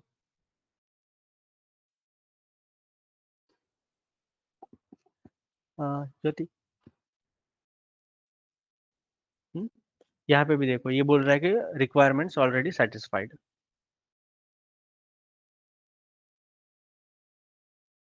और उसके साथ काफी सारे छोटे मोटे जो लाइब्रेरीज है, उसकी डिपेंडेंसीज भी इंस्टॉल हो जाती है, जैसे कि ये फ्लेक बफर्स, गास्ट हो गया, H5PY, जो हम मॉडल सेव करते हैं, मॉडल सेव करने के लिए ये लाइब्रेरी लगती है। केराज, केराज एक एपीआई है, बैकएंड में टेंसर फ्लो है, केराज का एपीआई से हम उसको कॉल करते हैं टेंसर फ्लो के कोड को। तो ये तो सारा एडवांस हो गया, मैं वहाँ पे डीप लर्निंग में आपको पढ़ाने वाला हूँ। तो ऐसे कुछ जो व्हील्स वगैरह जो भी लाइब्रेरीज लगती है, वो ऑटोमेटिकली डाउनलोड हो जाती है उसके साथ, टेंसर फ्लो के साथ।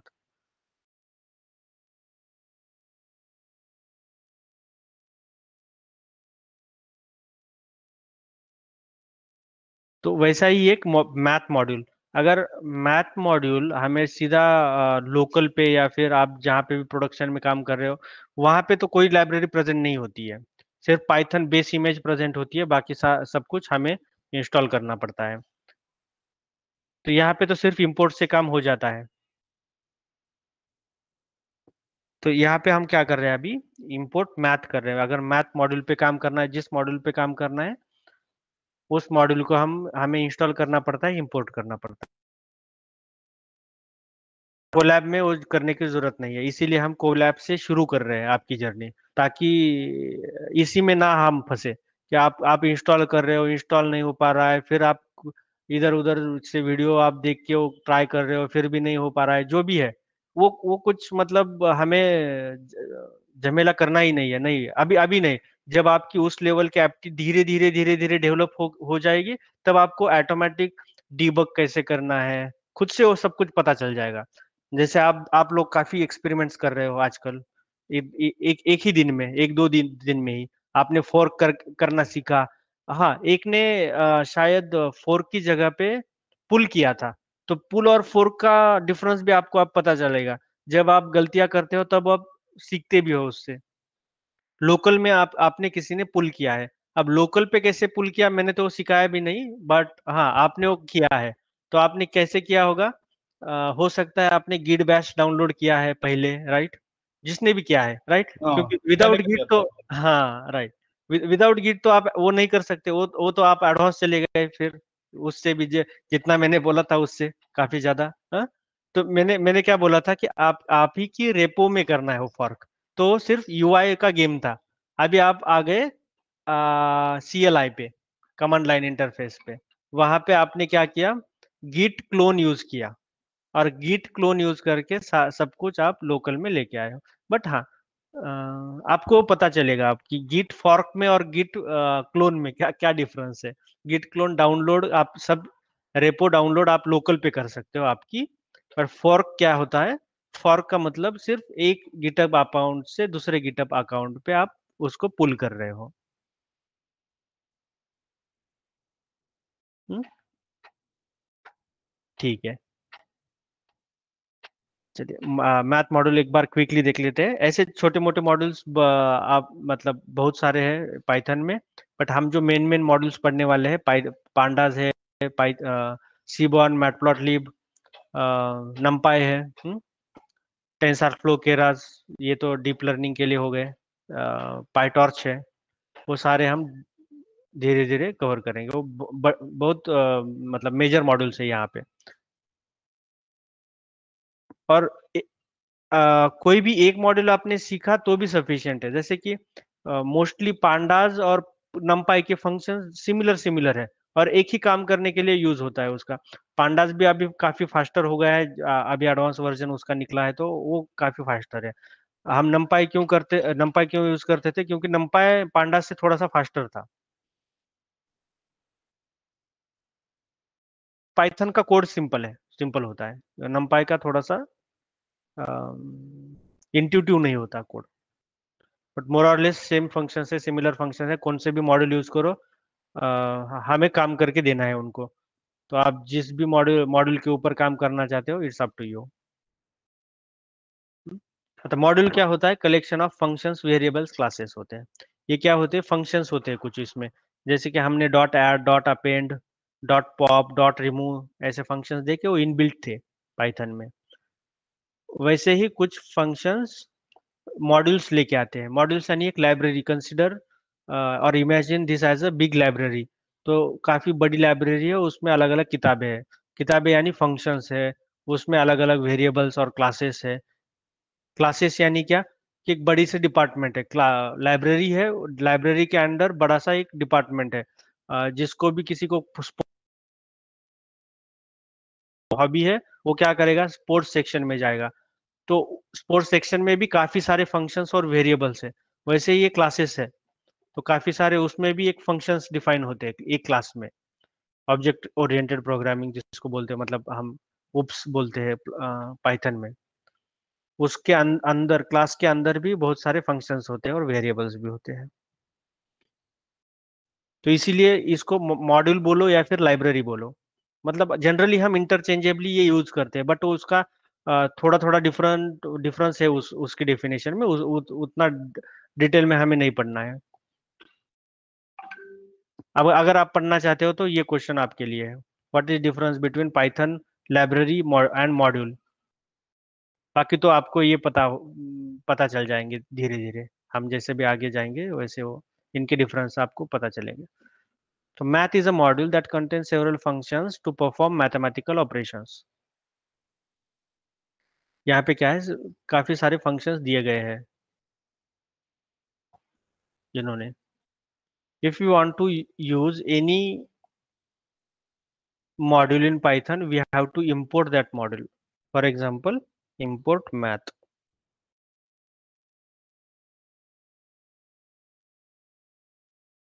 यहाँ पे हमने import math किया है already. Once we import a module, then we can call any function of that module. फिर एक बार module import कर दिया हमने, तो लगभग सारे functions हम use कर सकते हैं। बट हमने अगर कुछ स्पेसिफिक फंक्शंस ही यूज करने हमें, तो उतना भी हम कर सकते हैं। वो वो कैसा करते हैं जनरली, हम लिखते हैं कि फ्रॉम लिखेंगे, मैथ लिखेंगे, फ्रॉम मैथ। मैथ मॉड्यूल से क्या करो, सिर्फ एक मेरा काम का फंक्शन है वही मतलब इंपोर्ट करो, बाकी छोड़ो।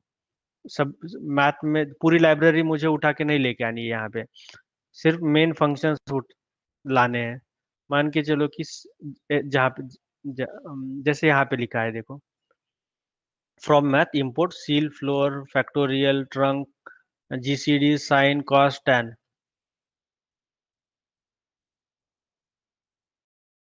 तो इस टाइप भी आप कर सकते हो। सब कुछ नहीं लेके आना है हमारे नोटबुक में, हमारी नोटबुक अननेसेसरली ब्लोटेड नहीं करनी है, ऑप्टिमाइज्ड वे में सब कुछ करना है, तो हाँ आप ऐसा भी यूज कर सकते हो। नहीं तो फिर अगर मतलब ये इतना भी ऑप्टिमाइज्ड वे नहीं है, क्योंकि हम जुपिटर लैब में क्या करते हैं, एक और एनवायरनमेंट है कोलैब जैसा ही, तो उसमें पिप इंस्टॉल मैथ करते हैं। अब एक बार पिप इंस्टॉल मैथ हो गया तो सारी लाइब्रेरीज वैसे भी आ रही है, वहां पे इंस्टॉल हो रही है।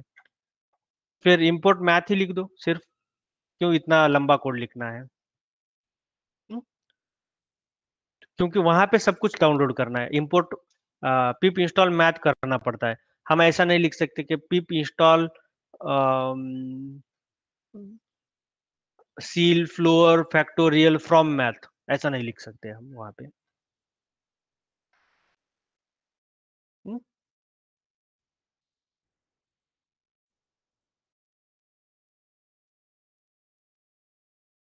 यहाँ पे देखो इंपोर्ट मैथ और स्क्वायर रूट निकाला है यहाँ पे सिंपली 16।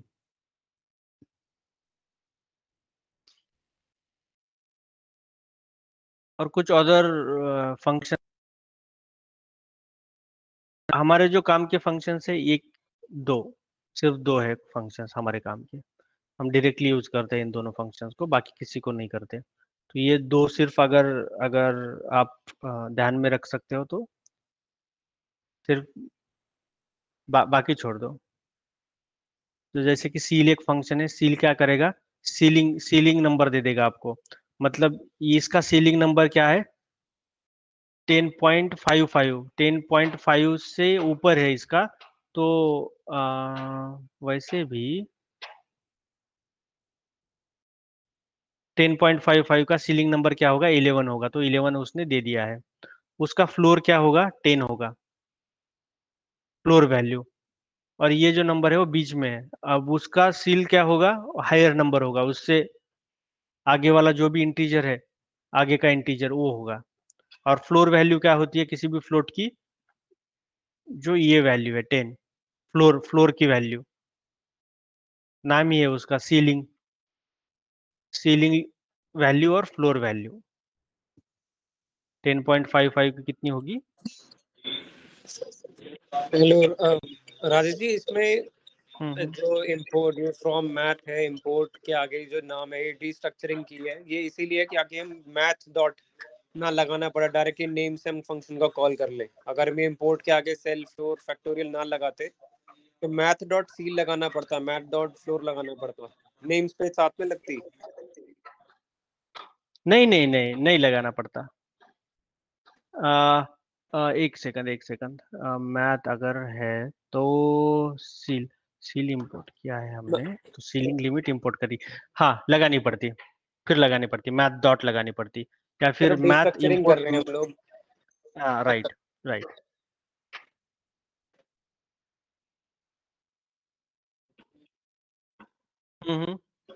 पूछिए, बोलिए, कुछ बोल रहे थे। बस यही सब। अच्छा हाँ मैथ डॉट लगा सकते हो आप, जैसे कि हम पीडी में करते हैं, पांडास में करते हैं, हम क्या करते हैं, यहाँ पे देखो इंपोर्ट मान के चलो कि पांडास एज पीडी कर दिया हमने, अब इसको एलियास भी लिख सकते हो, जो भी आपको लिखना है, बट स्टैंडर्ड वे ये है कि हम पीडी ही लिखते हैं सारे लोग यहाँ पे।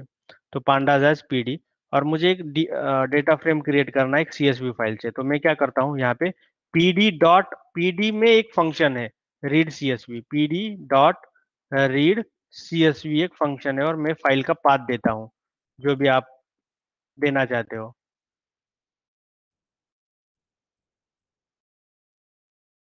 जो भी फंक्शन हमें किसी लाइब्रेरी से इंपोर्ट करना है या फिर यूज करना है, तो हम उस लाइब्रेरी का नाम पहले लिख देते हैं और उसके बाद रीड सीएसवी करते हैं।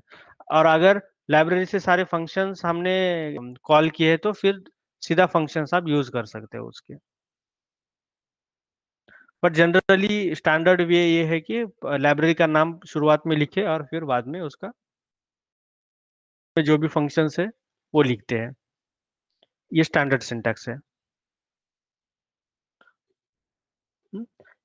पावर तो आपको पता है कि पावर क्या है, पावर 10 टू द पावर 20, तो यहाँ पे देखो 10 टू द पावर 20 आ गया।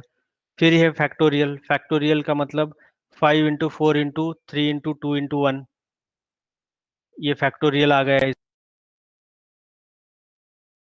फिर आता है truncated form of 10.55, truncated integer part देता है सिर्फ ये हमें, तो वो कितना आएगा फिर, सिर्फ ट्रंकेटेड यानी डेसिमल के बाद का नहीं चाहिए हमें, डेसिमल की शुरुआत का ही चाहिए, तो कितना है वो 10 है, तो वो दे दिया हम। फिर आता है जीसीडी। अब जीसीडी क्या होता है, ये कंप्यूट करता है हमारा जो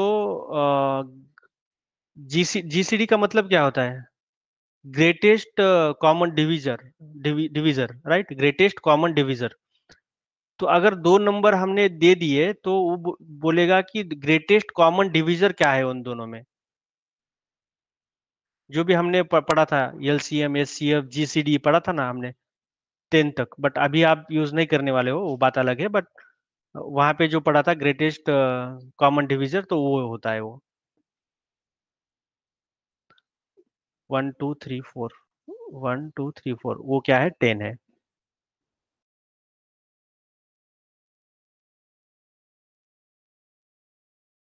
और उसके बाद साइन कॉस टैन तो पता है आपको, साइन ऑफ 10 कॉस ऑफ 10 और टैन ऑफ 10 जो भी वैल्यूज है की वैल्यूज आ गई यहाँ पे। फिर आता है important variables, pi equal to 3.14, INF equal to infinity, NaN को हम बोलते हैं नॉट अ नंबर। ये तीन इंपॉर्टेंट वेरिएबल्स है, बट हाँ हम ये दो दो वेरिएबल्स काफी यूज करते हैं, INF मत या फिर इनबिल्ट होते हैं।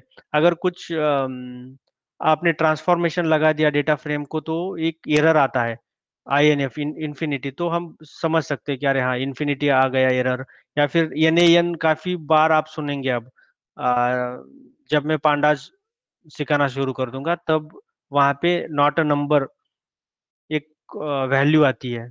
अगर पर्टिकुलर कॉलम में किसी एक रिकॉर्ड की वैल्यू प्रेजेंट नहीं है तो वहां पे हम लिख देते हैं एक्सप्लिसिटली कि नॉट अ नंबर, कि इसका नंबर अवेलेबल नहीं है हमारे पास, और फिर उसको किसी वैल्यू से मीन मीडियन मोड से रिप्लेस कर देते हैं। तो इसके एप्लीकेशन में अभी बता रहा हूँ, बट अगर आपको याद नहीं रहे या फिर हेवी लग रहा है तो छोड़ दो। सिर्फ आपको इतना इतना पता होना चाहिए कि INF मतलब इन्फिनिटी होता है, और NaN का मतलब नॉट अ नंबर होता है। नॉट अ नंबर मतलब वहाँ कुछ वैल्यू है ही नहीं, प्रेजेंट ही नहीं, वो मिसिंग वैल्यू है वहाँ पे, तो इसलिए हम उसको नॉट अ नंबर NaN बोलते हैं। बस उतना इतना ही। व्हाट का डेफिनेशन याद रखो, ये क्यों है, ये किस लिए काम आता है, उसका एप्लीकेशन क्या है, वो आगे जाके हम सब कुछ देखने वाले हैं। तो पाई की वैल्यू आपको पता है, तो ये आपके लिए होमवर्क होगा, write a Python program to find area of a circle.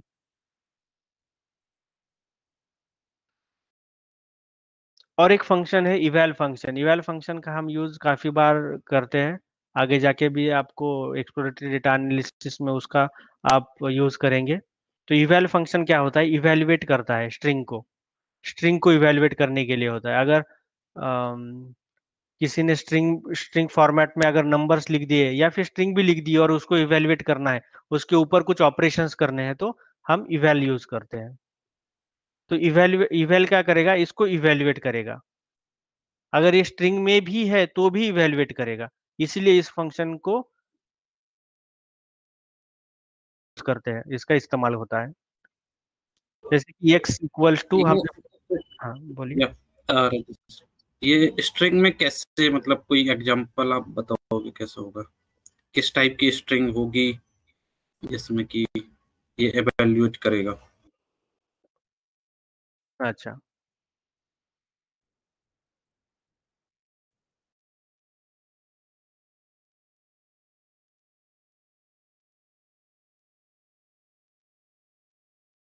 एक बार ये देख लेते हैं। वैसे अगर पाइथन इज नॉट डिफाइंड तो इसको डिफाइन करना पड़ेगा हमें।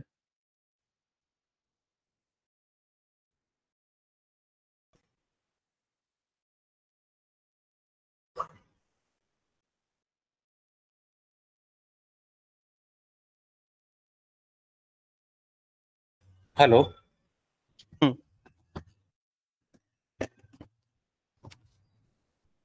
जो भी आपने वेरिएबल यहाँ पे डिक्लेयर किया है, हम्म। यहाँ पे अगर आपने लिख दिया वो वेरिएबल बाइनरी, हम्म। तो इसको भी आप इवेल्युएट कर सकते हो इससे।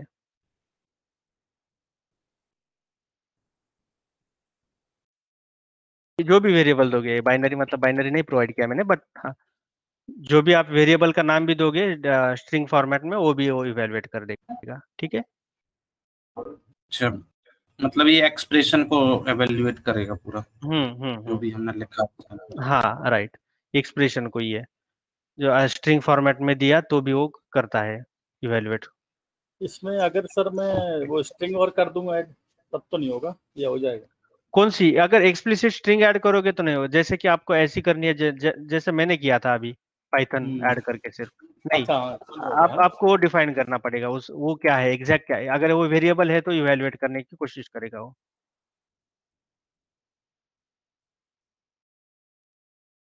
तो नहीं, नहीं तो फिर एक एरर आया था अभी।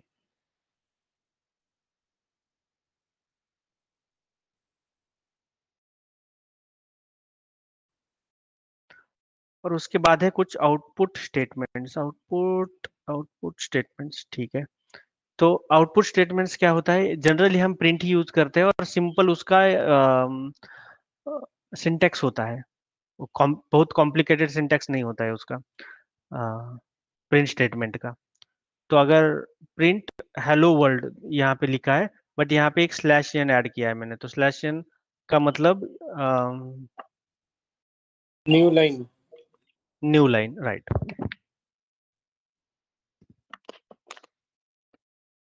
New line. Print with variables with print with variable numbers of argument. Variable number of argument मैंने अभी आपको बताया है कैसे हम एक ही लाइन में अलग अलग वेरिएबल डिक्लेयर कर सकते हैं। A comma B comma C 10 comma 20 comma 30। ये 10 values assign to A variable, 20 will get assign to B, 30 will get assign to सी।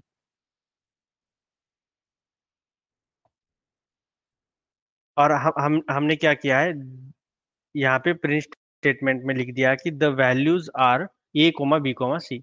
एक सिंटैक्स है, स्टैंडर्ड सिंटैक्स है। कोई भी एक आप स्ट्रिंग पास करो कोमा करके, आप वो तीनों वेरिएबल्स लिख सकते हो। या फिर ऐसा भी लिख सकते हो प्रिंट स्टेटमेंट में ए कोमा बी कोमा सी तीनों वेरिएबल्स मुझे चाहिए, और सेपरेटर क्या करो, हमें कॉमा दे दो एक, कि 10 20 नहीं तो 10 20 30 वो साथ में आ जाते। देखो यहाँ पे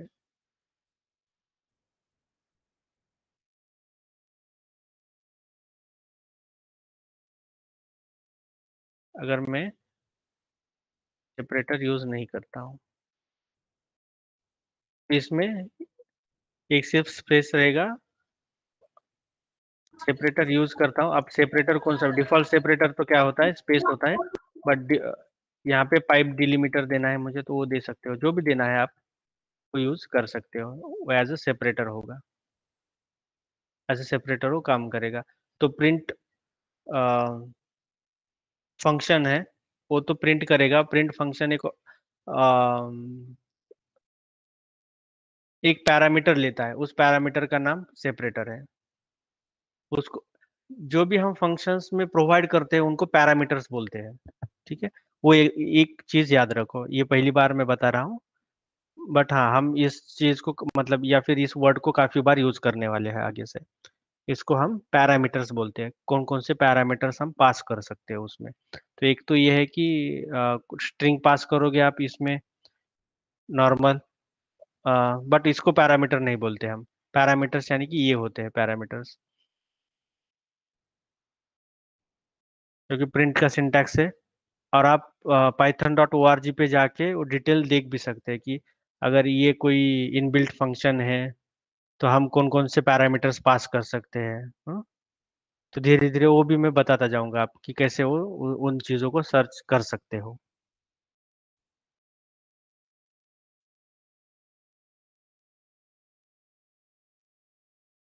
चलिए, if you want output in the same line, अगर अलग अलग प्रिंट स्टेटमेंट दिया है हमने अलग अलग लाइन पे, बट हमें एक ही लाइन पे उसका आउटपुट चाहिए, तो कैसे कर सकते हो। तो और एक पैरामीटर हम पास कर सकते हैं यहाँ पे एंड बोल के।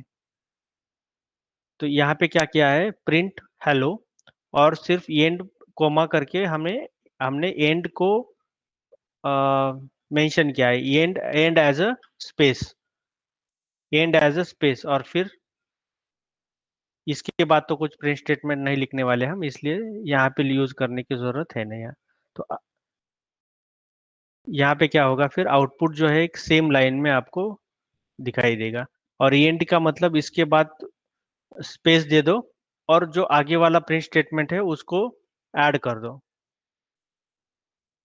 तो यहाँ पे आप देख सकते हो ये अलग अलग स्टाइल है या फिर अलग अलग वेज है प्रिंट स्टेटमेंट से आउटपुट हम कैसे ले सकते हैं, right.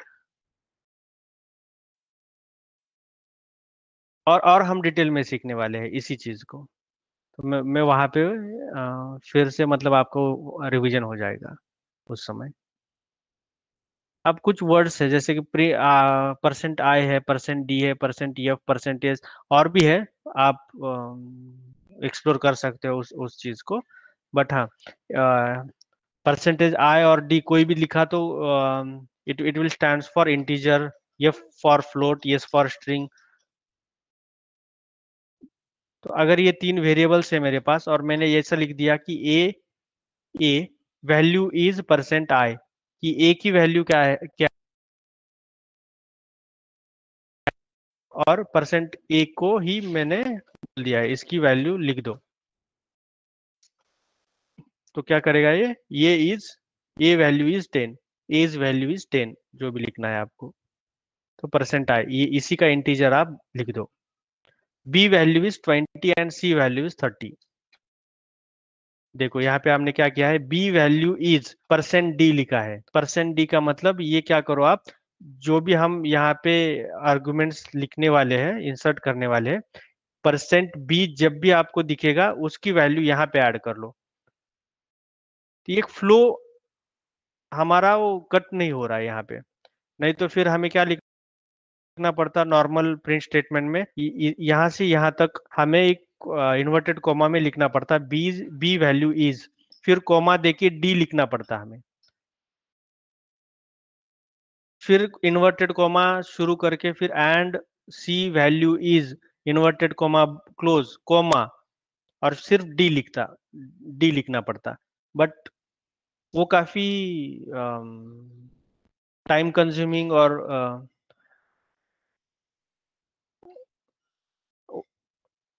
Right time consuming operation है, इसलिए हम मतलब इन लोगों ने ऐसी फैसिलिटी हमें दी है।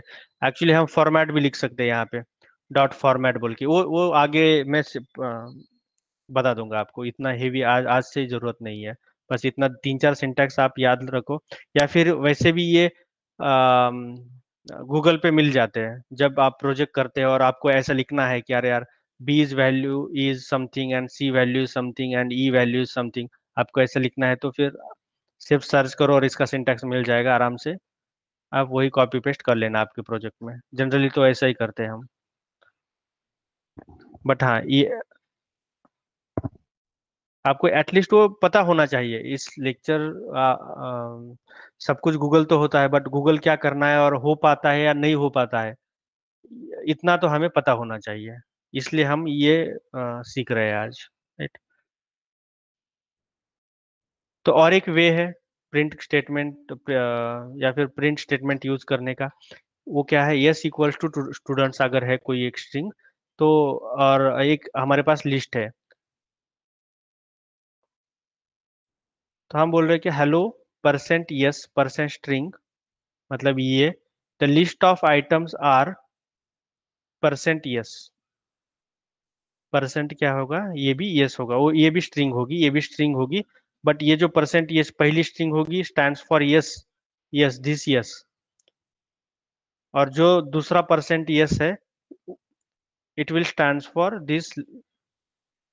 This list one. तो ये यहाँ पे हमने वो लिखा है एक्सप्लिसिटली कि पहला %yes क्या होगा, दूसरा %yes क्या होगा। तो यहाँ पे उसने फिल इन द ब्लैंक्स लिख दिए, %yes की जगह पे स्टूडेंट्स लिख दिया और लिस्ट वन की जगह पे ये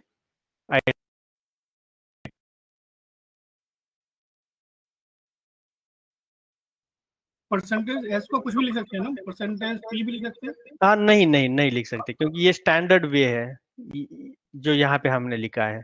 %yes अगर लिखना है तो मतलब %yes बैकएंड में कैसे पता चलेगा कि आप %yes का मतलब क्या है, तो उन्होंने लिख दिया है वो लॉजिक पाइथन वीएम में कि %yes अगर उनको मतलब हमने लिखा तो Python virtual machine automatically identifies कि ये स्ट्रिंग टाइप है उसका, तो दूसरा हम वेरिएबल यूज नहीं कर सकते, या फिर दूसरा कोई लेटर यूज नहीं कर सकते हम यहाँ पे, ये सी लिखना पड़ेगा। स्ट्रिंग स्टैंड्स, एक बार ये कॉपी, स्टैंड्स फॉर स्ट्रिंग। आप कॉपी करके दिखाना, वहाँ पे रन करना एग्जांपल को सारे, कौन से? ये पूरे एग्जांपल जो है।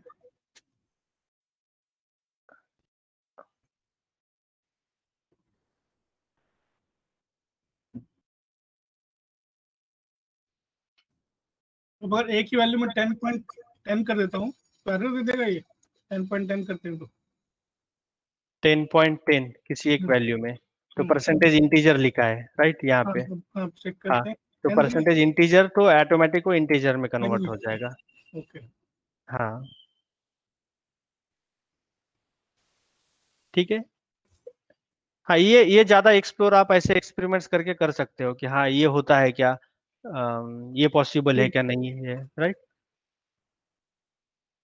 तो ये क्यूरियोसिटी रहनी चाहिए और एक्सपेरिमेंट्स आप करते रहो ये वाले।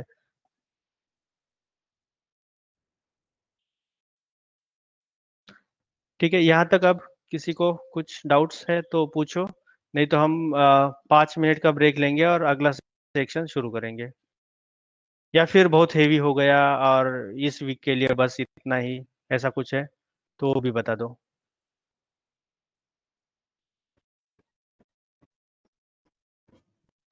मैं कहता हूँ आज अभी ना सारे, अभी टाइम है संडे, तो अभी सारे लोग जितना अभी तक है ना उसको एक बार गो थ्रू करें और लिख लिख के टाइप कर करके चला चला के देखें, वो बेटर है।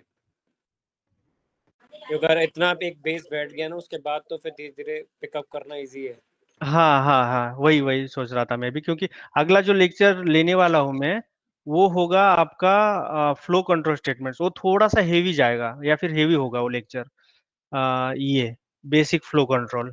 तो यहाँ पे इफ एल्स व्हाइल लूप ये सब सारा कुछ होगा, ये थोड़ा सा हो सकता है कि हेवी जाए या फिर थोड़ा सा टाइम लगे, और मुझे कुछ ज्यादा एग्जांपल्स भी यहाँ पे लेने हैं, तो ये जाएगा और 2 घंटे का। तो इस वीक के लिए फिर क्या करते हैं, हम यहीं पे स्टॉप करते हैं, और अगले वीक में इसको कवर करते हैं, और इसके साथ में कुछ क्वेश्चन देने वाला हूँ आपको, और एक दो असाइनमेंट्स देने वाला हूँ, वो एक कंप्लीट करना है आपको इसी वीक में, और आप मुझे आपको वो शो करना है, गिटअप, आप खुद के गिटअप पे अपलोड करो और लिंक सेंड करो मुझे हमारे ग्रुप में।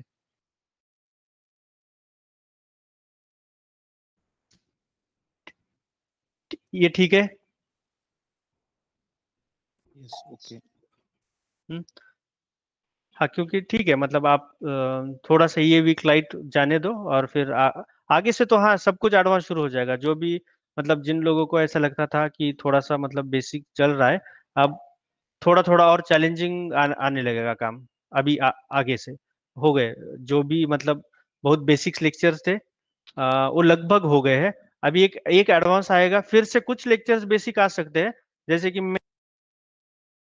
सिलेबस कैसे डिजाइन किया है मैं आपको बता देता हूँ। मैं फिर से वो स्ट्रिंग में चला जाऊंगा, ठीक है, क्योंकि स्ट्रिंग भी बहुत बड़ा, जैसे कि यहाँ पे देखो पाइथन बेसिक स्ट्रिंग हो गया, अब स्ट्रिंग स्ट्रिंग में भी हम बहुत कुछ कर सकते हैं, जैसे कि रिवर्स हो गया, स्ट्रिंग का रिवर्स हो गया, या फिर स्लाइसिंग हो गया डिटेल में, मेंबरशिप चेक करना हो गया, remove, how to remove space from string. हम अब एक एक टॉपिक में, एक एक डेटा टाइप में बहुत डिटेल में जाएंगे। फिर उसके बाद होगा उप्स कंसेप्ट और ऑब्जेक्ट ओरिएंटेड प्रोग्रामिंग, फिर उसके बाद होगा अपना पांडास, जो कि हम वहां से डेटा साइंस की जर्नी, असली जर्नी शुरू करेंगे। ये तो पाइथन, कोर पाइथन है।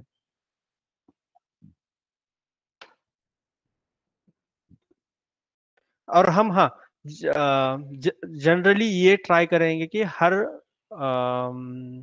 हर सैटरडे संडे कम से कम 3 या 4 नोटबुक्स कवर की जाए, तब आपका सिलेबस 8 महीने में खत्म होगा, अगर हमने 3 या 4 नोटबुक्स खत्म की तो। और एक जो महीना बचेगा, 1 या 1.5 महीने में फिर बाद में मैं एमएल ऑप्स पढ़ाना चाहता हूँ आपको, क्योंकि आपको मैं, जैसे मेरे रेगुलर बैचेस होती है, हर रोज होती थी, तो हर रोज होती थी, इसलिए मैं जब भी प्रोजेक्ट देता था उनको एक गैप मिलता था, एक पूरा वीक का, तो वैसे 5 गैप मिलते थे, 5 प्रोजेक्ट में देता था उनको। छोटे छोटे प्रोजेक्ट तो हर रोज देता था, बट जो भी बड़े प्रोजेक्ट्स है वो पांच प्रोजेक्ट्स देता था। तो 1 महीना कंप्लीटली उनको लगभग मतलब हॉलीडे टाइप था कि सिर्फ उनका संडे प्रेजेंटेशन होता था। तो आपके लिए वो नहीं होगा, क्योंकि वैसे भी आपको वीकडेज मिलने वाले हैं, तो ये कभी फ्लो टूटेगा नहीं अब। ठीक है, इसलिए मैं ये सोच रहा हूँ कि हाँ 8 महीने में सब कुछ खत्म होने वाला है, और फिर जो भी कुछ बचता है या फिर एडवांस चीजें उस समय आती है, मैं 1-1.5 महीने में कवर करूंगा उस समय, या फिर एमएल ऑप्स कवर करता रहूंगा। और एमएल ऑप्स के लिए लगता है मुझे कि बीच में भी कुछ लेक्चर्स लेने पड़ेंगे आपको। जिनको भी पॉसिबल होगा वो एमएल ऑप्स के लेक्चर्स ज्वाइन कर सकता है, या फिर वीडियोस देख सकता है, वो ऑप्शनल है। अगर मैंने एक केड्रो ऑर्केस्ट्रेशन फ्रेमवर्क पढ़ा है और दूसरा क्यू फ्लो पढ़ाने लगा, तो क्यू फ्लो ऑप्शनल होगा। जिनको भी ज्वाइन करना है, पढ़ना है, वो देख सकते हो। बट कोई भी एक टूल पढ़ा तो मतलब अगर आपको ऐसा है, व्हाट्सएप आ गया तो टेलीग्राम तो आता ही है हर किसी को, क्योंकि वो सिमिलर टूल्स है, तो वैसा ही है वो। तो सिमिलर टूल्स है, अगर फंक्शंस बनाने आए तो हम ऑर्केस्ट्रेट कर सकते हैं किसी भी ऑर्केस्ट्रेशन फ्रेमवर्क में। बट हाँ, मोटा मोटी ये होगा कि हमारा टारगेट तो 8 ही महीने का रहेगा, बट 9-9.5 महीने लग सकते हैं। हर रोज या फिर हर वीक में कम से कम 3 या 4, डिपेंड्स अपॉन की लेंथ क्या है उस नोटबुक की। ऐसा नहीं होगा कि हर हर कोई मतलब हर नोटबुक मेरी 1-1.5 घंटे की होगी। कुछ नोटबुक्स काफी बड़े हैं। उसके अलावा डीप लर्निंग का सिलेबस यहाँ पे नहीं है, वो स्पेशल एक रेपो है। बट जो थ्योरी है वो मैं जाम बोर्ड पे ही पढ़ाता हूँ, तो वहाँ उस समय आपको नोट्स लिखने पड़ेंगे। अभी के लिए होप कि आपने एक नोटबुक खरीद लिया होगा। नोटबुक मैं कुछ आपके लिए एक 7-8-10 क्वेश्चंस वो आपको प्रिपेयर करने हैं, और इसी वीक से मैं मॉक इंटरव्यू लेना चाहता हूँ। तो मैं बोल दूंगा आपको कि किसके होंगे मॉक इंटरव्यूज। आज क्वेश्चन आपको भेज दूंगा मैं। तो एक तो हो गया। एक 2 असाइनमेंट देने वाला हूँ मैं, 1 या 2। मैं असाइनमेंट देखिए थोड़ा सा कि बहुत एडवांस ना, जो भी बेसिक्स मैंने पढ़ाया है उनकी असाइनमेंट 1 या 2 है। शायद उनका सॉल्यूशन आपको ऑनलाइन ना मिले, बट आपको कोशिश करनी है उसको सॉल्व करने की,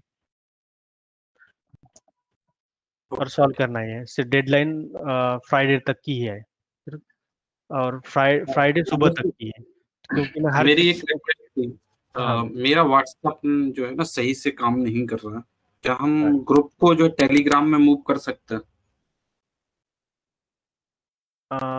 1 सेकंड, ये मैं 1 मिनट रिकॉर्डिंग स्टॉप करता हूँ, उसके बाद थोड़ा सा डिस्कस कर लेते हैं बाकी चीजें हम।